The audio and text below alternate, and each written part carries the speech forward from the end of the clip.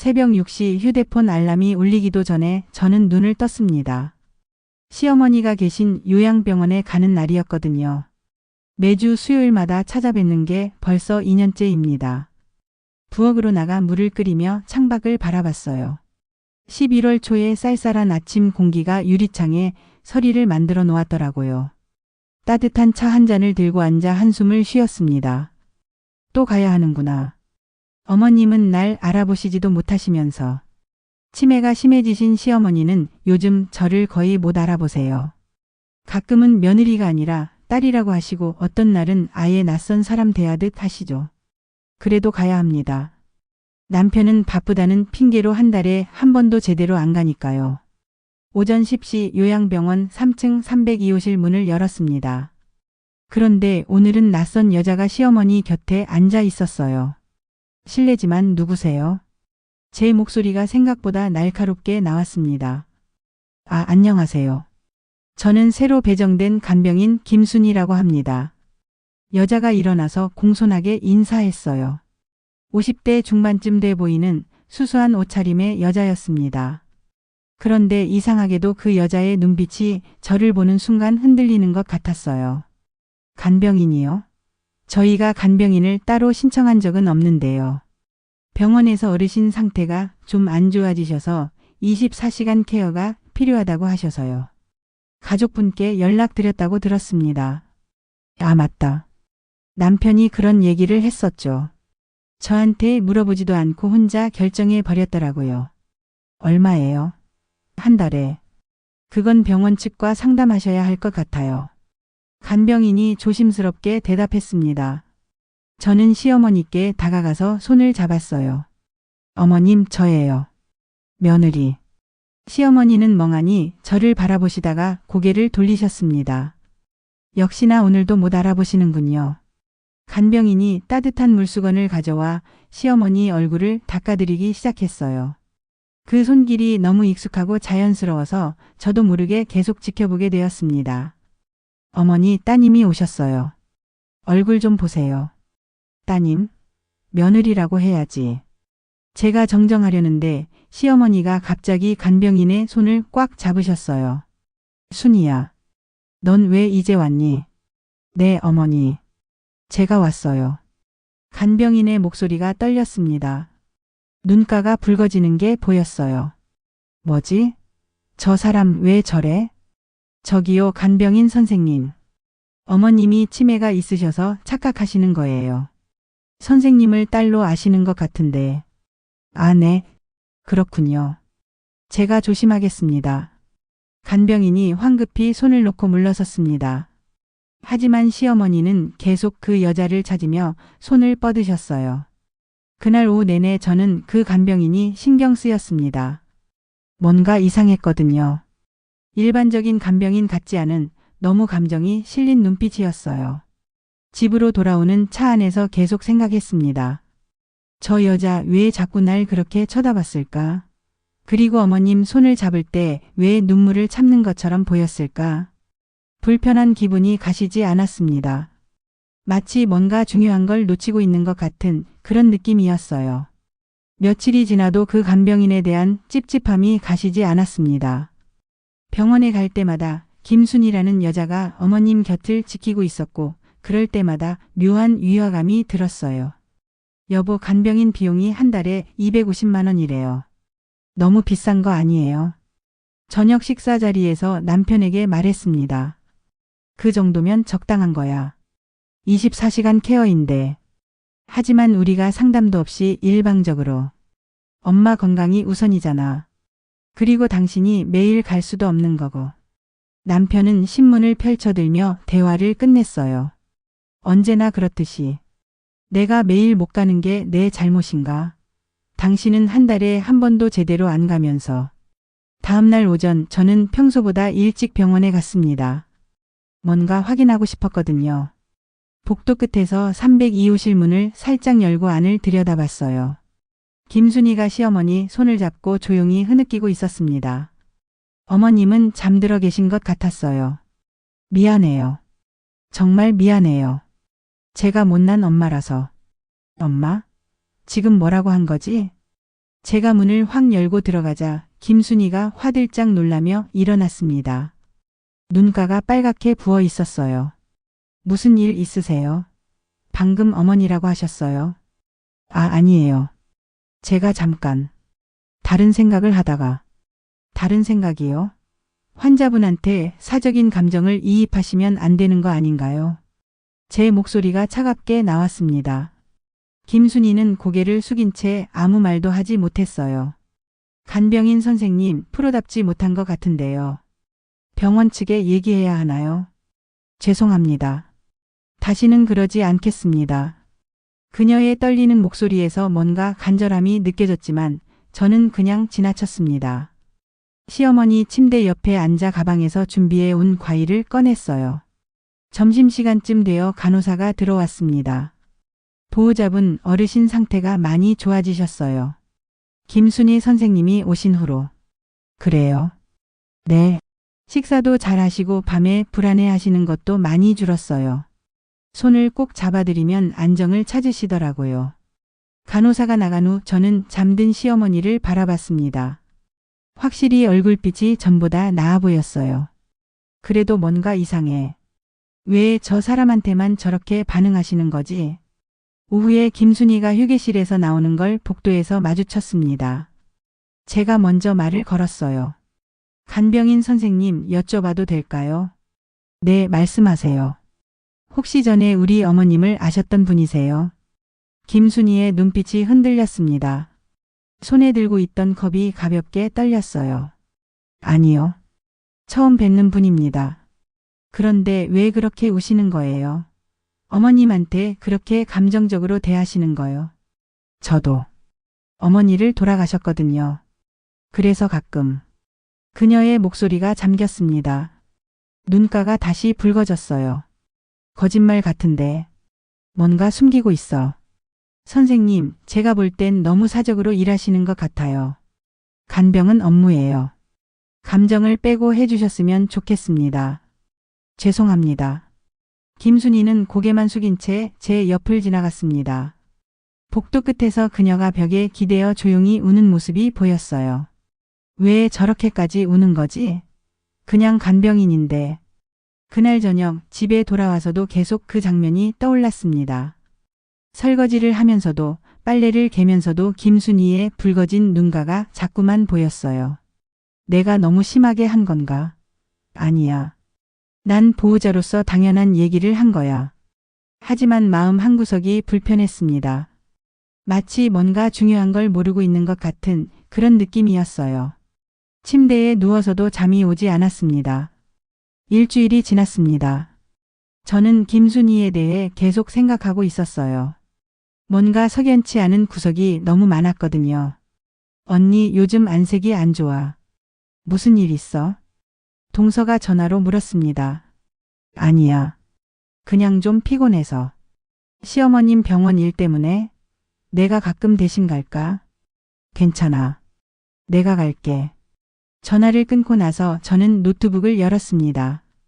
김순이를 검색해 봤어요.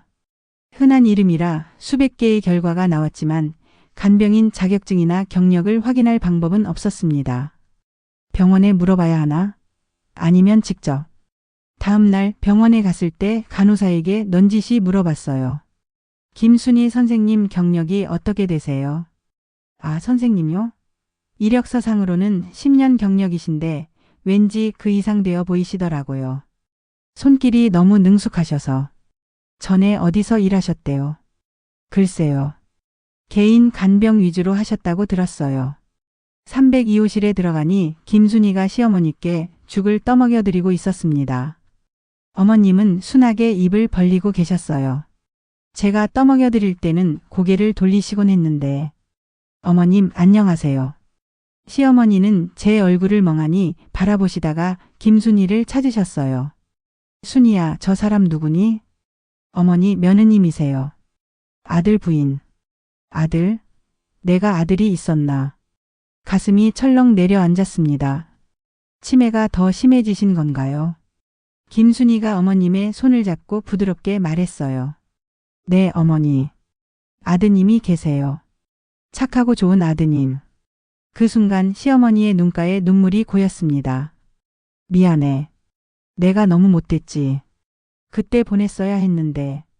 괜찮아요, 어머니. 다 괜찮아요. 김순희의 목소리도 떨렸어요. 뭐가 괜찮다는 거지? 무슨 대화를 하고 있는 거야? 저는 참지 못하고 끼어들었습니다. 어머님, 뭐가 미안하시다는 거예요? 어머님? 하지만 시어머니는 다시 멍한 표정으로 돌아가셨어요. 김순희는 재빨리 자리에서 일어나 물컵을 가지러 갔습니다. 복도에서 김순희를 따라잡았어요. 선생님, 도대체 어머님과 무슨 관계세요? 관계라니요. 전 그냥 간병인일 뿐인데요. 거짓말 마세요. 어머님이 뭔가 보냈다고 미안하다고 하셨잖아요. 그게 뭔가요? 김순희의 얼굴이 새하얗게 질렸습니다. 저도 잘 모르겠어요. 어르신이 치매가 있으셔서. 선생님, 계속 거짓말 하실 거예요. 전 다 알아볼 수 있어요. 그때였습니다. 김순희의 가방에서 낡은 사진 한 장이 떨어졌어요. 제가 재빨리 주워들었습니다. 흑백 사진이었어요. 젊은 여자가 아기를 안고 웃고 있는 사진. 그런데 그 여자의 얼굴이 지금의 김순희와 너무 닮았습니다. 이게 뭐예요? 제 사진이에요. 돌려주세요. 김순희가 급하게 손을 뻗었지만 저는 사진을 더 자세히 들여다봤어요. 사진 뒷면에 희미한 글씨가 보였습니다. 순희와 지은이 1989년 5월. 지은이. 제 이름이었습니다. 잠깐, 이게 무슨. 1989년이면 내가 태어난 해인데. 심장이 미친 듯이 뛰기 시작했어요. 손이 떨려서 사진을 제대로 잡을 수가 없었습니다. 이게 저예요.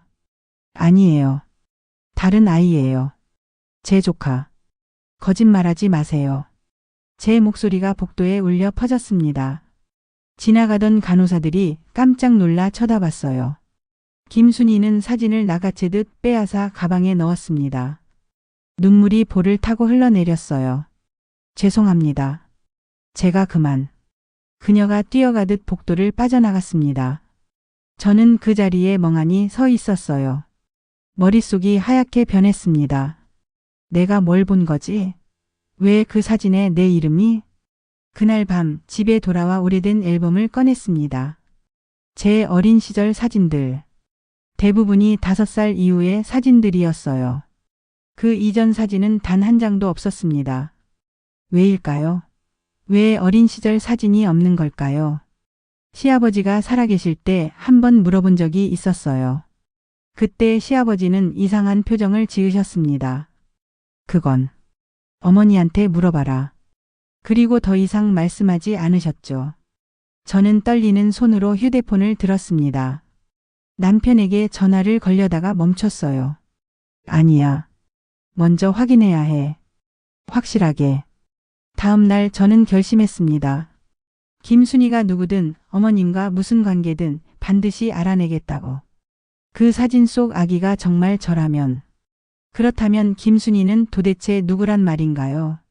며칠 동안 저는 병원에 가지 못했습니다. 김순희를 마주할 용기가 없었거든요. 그 사진이 계속 머릿속을 떠나지 않았어요. 부엌에서 설거지를 하다가도 빨래를 개다가도 자꾸만 그 흑백 사진 속 여자의 얼굴이 떠올랐습니다.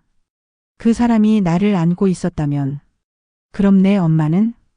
여보, 내일 친정 좀 다녀올게. 남편에게 말했습니다. 갑자기 왜? 무슨 일 있어? 엄마 보고 싶어서. 얼굴도 본 지 오래됐고. 거짓말이었어요. 사실은 물어봐야 할 게 있었습니다. 다음 날 아침 친정문을 열자 엄마가 반갑게 맞아주셨어요. 어머, 우리 딸. 갑자기 웬일이야? 그냥 보고 싶어서요. 함께 차를 마시며 이야기를 나누다가 저는 조심스럽게 꺼냈습니다. 엄마, 나 어렸을 때 사진 있어요? 있지. 왜? 보고 싶어? 응. 그런데 왜 5살 이전 사진은 하나도 없어요? 엄마의 손이 잠시 멈췄어요. 찻잔을 내려놓는 손끝이 미세하게 떨렸습니다. 그건 이사 다니면서 잃어버렸나 보다. 다 잃어버렸어요. 한 장도? 그때 형편이 어려워서 사진을 많이 못 찍었어. 요즘처럼 핸드폰도 없었고. 엄마의 대답이 너무 빨랐어요. 마치 미리 준비해둔 대답 같았습니다. 엄마, 내가 태어났을 때 얘기 좀 해줘요. 왜 갑자기 그런 걸 물어보니? 그냥 궁금해서요. 엄마가 창밖을 바라봤어요. 오랜 침묵이 흘렀습니다. 지은아, 넌 엄마 딸이야. 그것만 알면 돼. 그것만 알면 된다고? 왜 그런 식으로 말씀하시는 거지? 엄마, 혹시나 입양된 거예요. 엄마의 얼굴이 새하얗게 질렸습니다. 찻잔이 손에서 떨어질 뻔했어요. 무슨 소리를 하는 거니? 그럼 왜 그렇게 놀라세요? 왜 제대로 대답을 안 하세요? 엄마가 널 낳았어. 그걸로 충분하잖니. 엄마가 벌떡 일어나서 부엌으로 가셨습니다. 제가 뒤따라갔어요. 엄마, 진실을 말해주세요. 제발. 엄마가 싱크대에 기댄 채 한참을 말이 없었어요. 어깨가 작게 떨렸습니다. 지은아, 너한테 미안해. 심장이 쿵 하고 내려앉았습니다. 뭐가 미안하신데요? 너를. 우리가 내가 5살 때 입양했어. 세상이 무너지는 것 같았어요.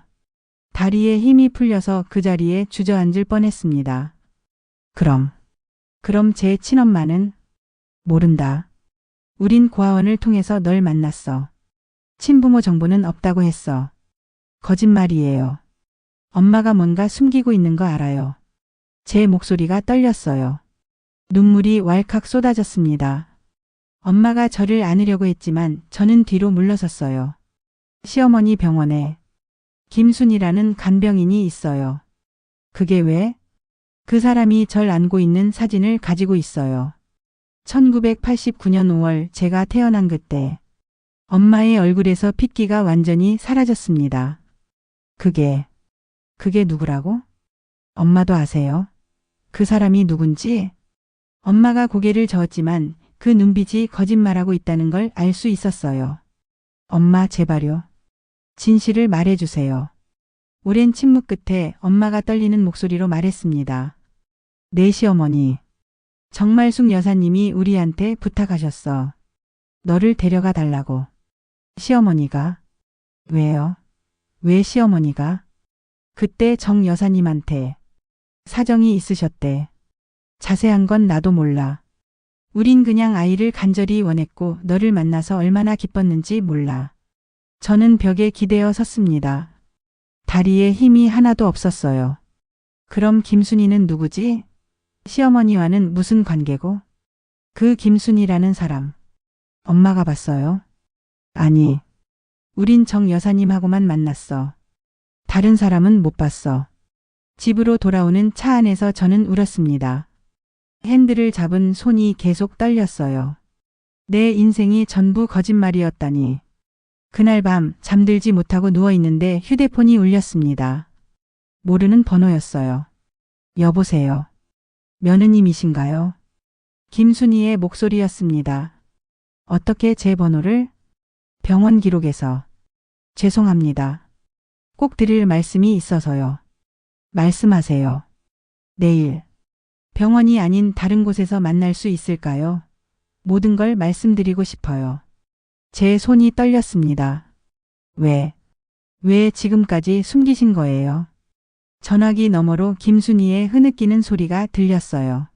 무서웠어요. 당신이 날 미워할까봐.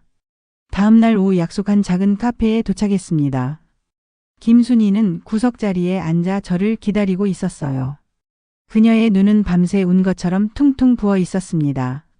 마주 앉았지만 한참 동안 아무도 말을 하지 못했어요. 저는 떨리는 손으로 물잔을 들었다가 다시 내려놓았습니다. 말씀하세요. 제 목소리가 차갑게 나왔어요. 김순이가 가방에서 낡은 봉투를 꺼냈습니다. 그 안에는 여러 장의 오래된 사진들과 서류가 들어 있었어요. 지은아, 나는 내 엄마야. 알고 있었지만 직접 듣는 순간 가슴이 무너졌습니다. 왜요?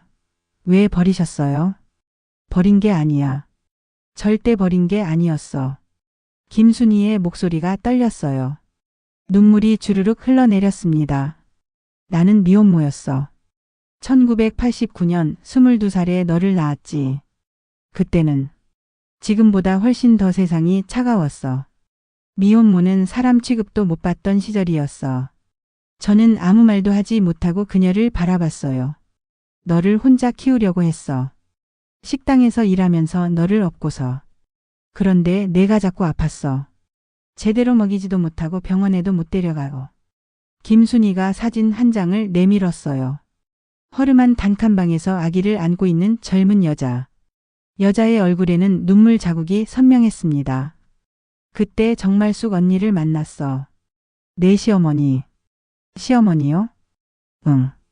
언니는 내 유일한 친구였어. 부잣집 딸이었는데도 나 같은 애랑 친하게 지냈지. 결혼하고 나서도 날 챙겨줬어. 김순이가 손수건으로 눈물을 닦았어요. 언니가 그때 아이를 간절히 원했어. 결혼한 지 5년이 됐는데도 아이가 안 생겼거든. 나보고 자기한테 너를 달라고 했어. 시어머니가 나를 원했다고? 처음엔 절대 안 된다고 했어. 내가 내 전부였으니까.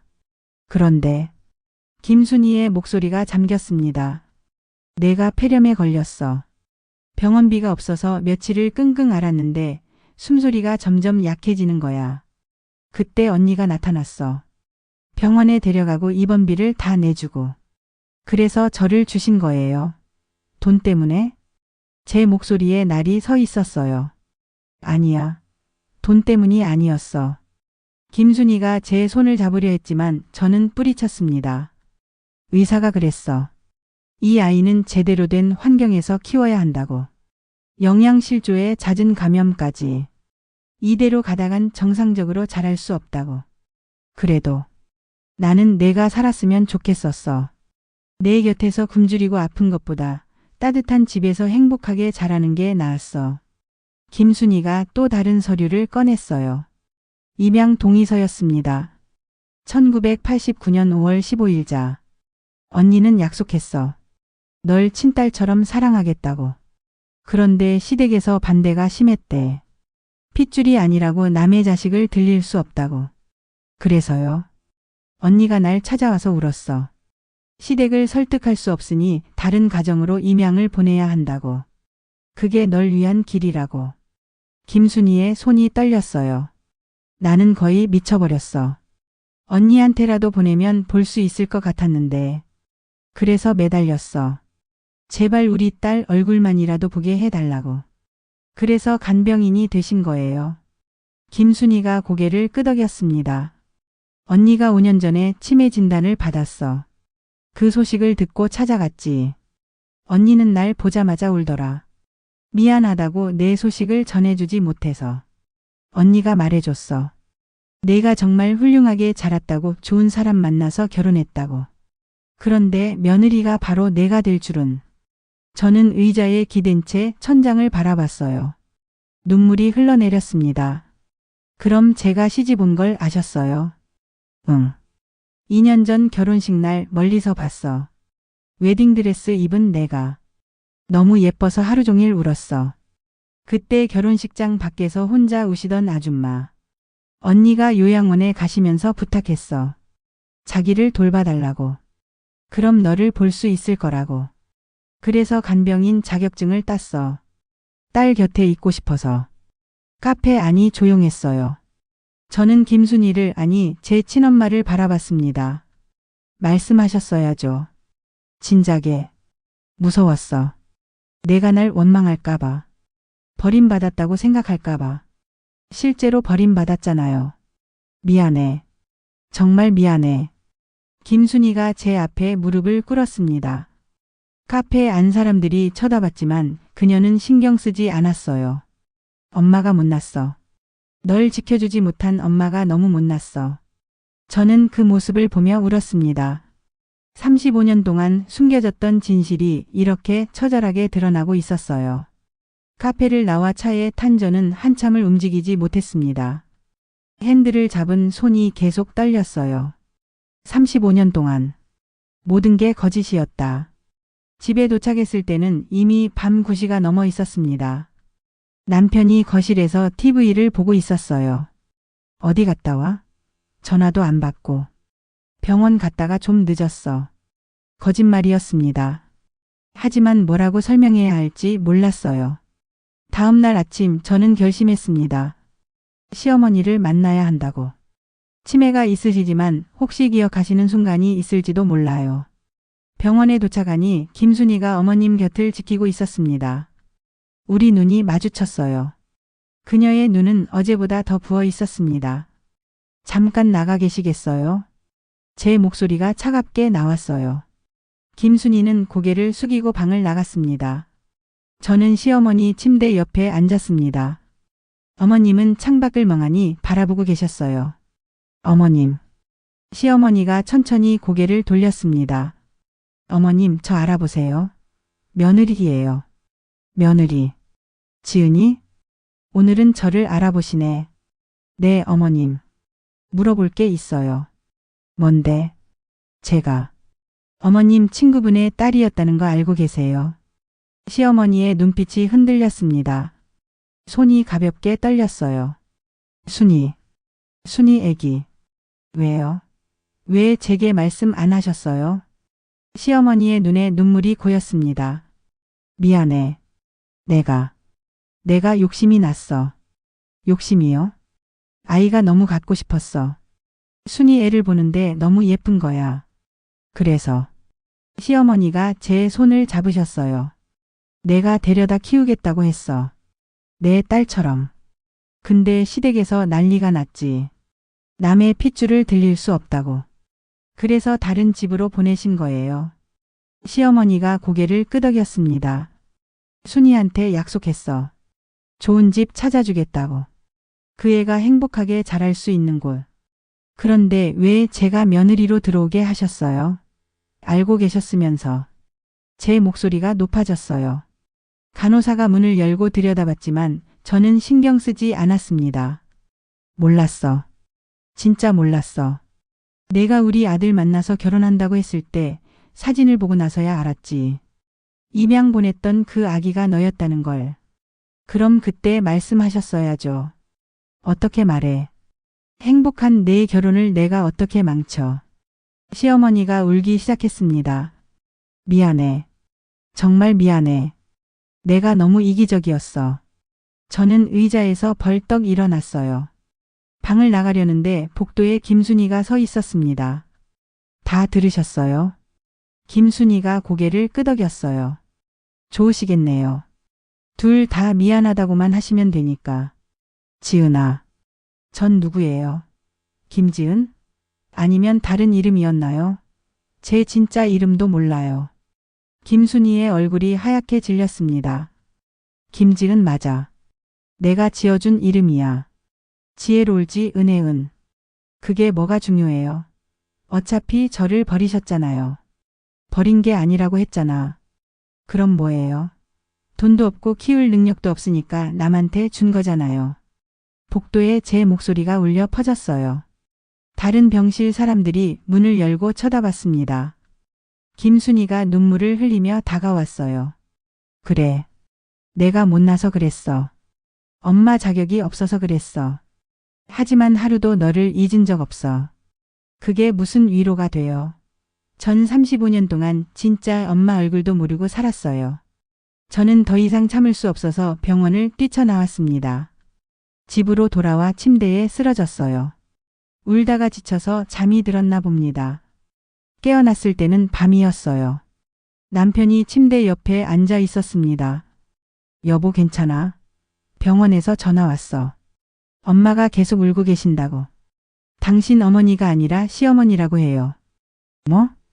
저는 모든 걸 쏟아냈습니다.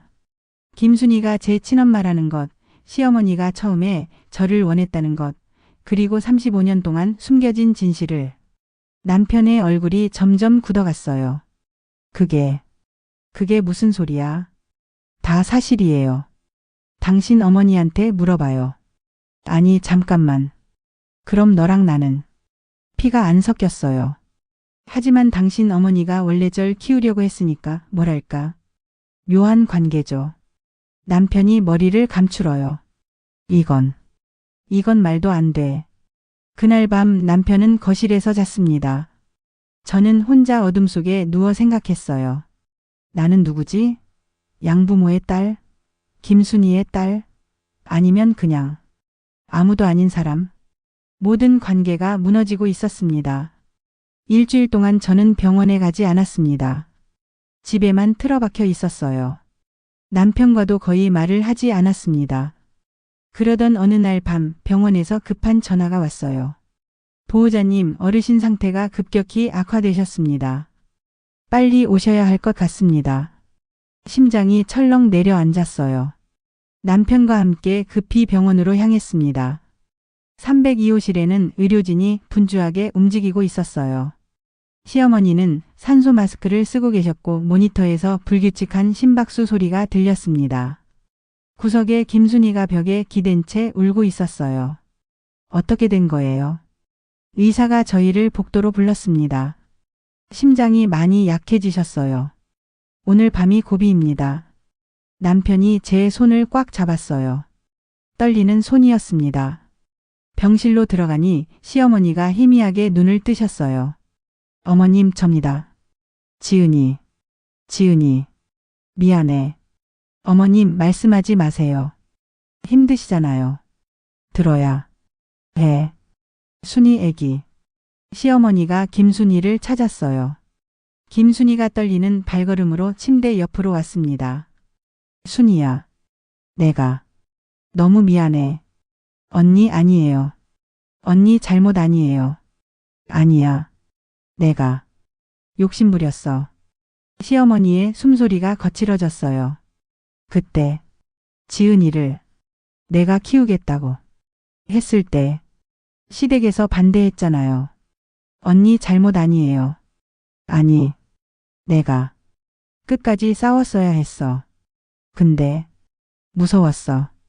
시어머니가 저를 바라봤어요.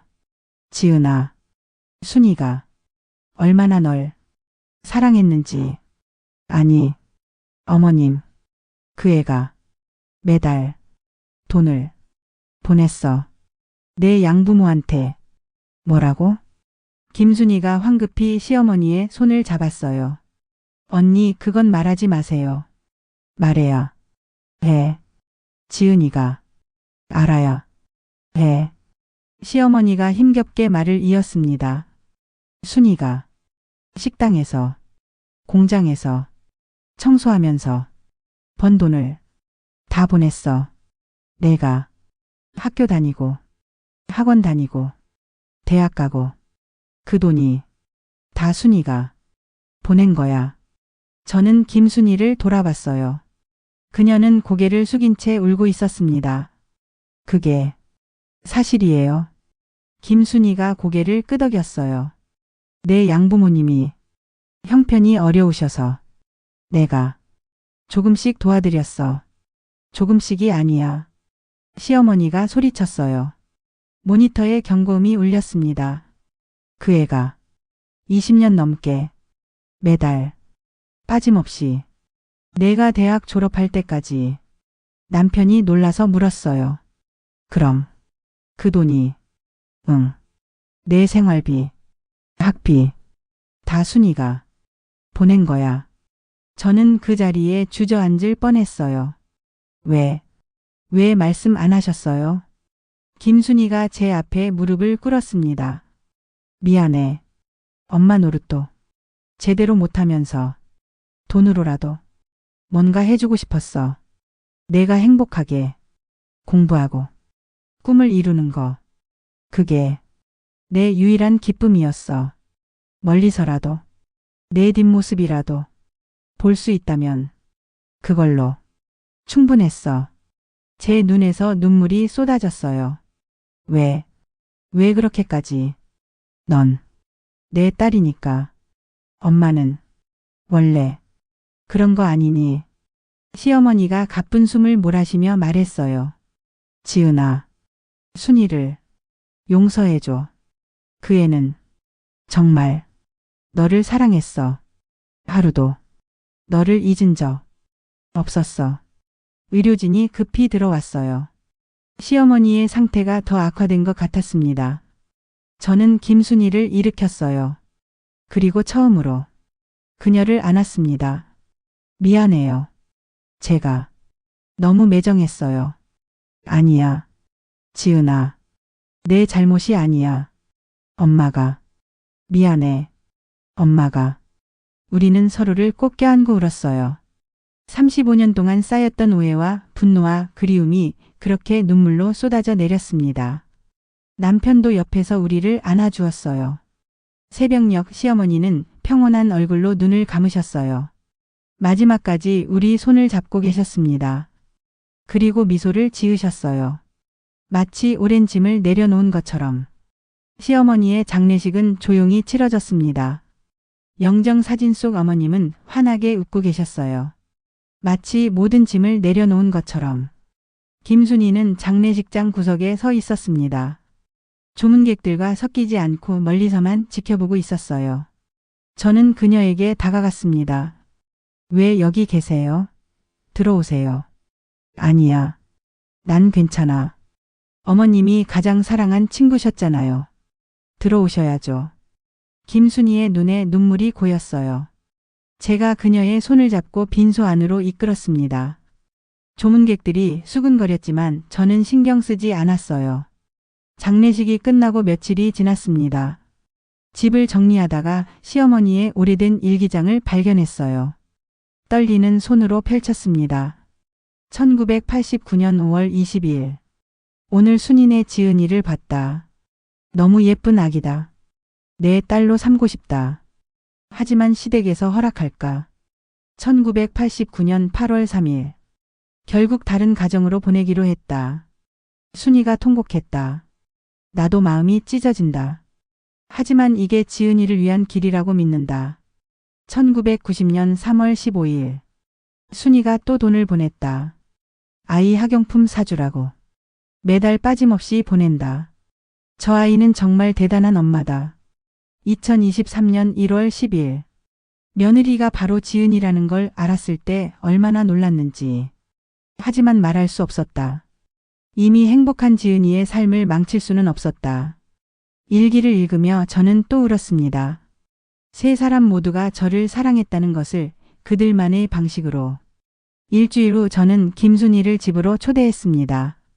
문을 열고 들어선 그녀는 주변을 둘러보며 눈물을 흘렸어요. 내가 이렇게 좋은 집에서 행복하게 사는 걸 보니. 앉으세요. 차 드릴게요. 부엌에서 차를 준비하는 동안 손이 계속 떨렸습니다. 뭐라고 불러야 하지? 김순이 씨? 아니면 엄마? 거실로 돌아와 차를 건넸어요. 저기, 뭐라고 부르면 될까요? 김순이가 찻잔을 든 손이 멈췄어요. 편한 대로 불러. 난 상관없어. 시간이 좀 필요할 것 같아요.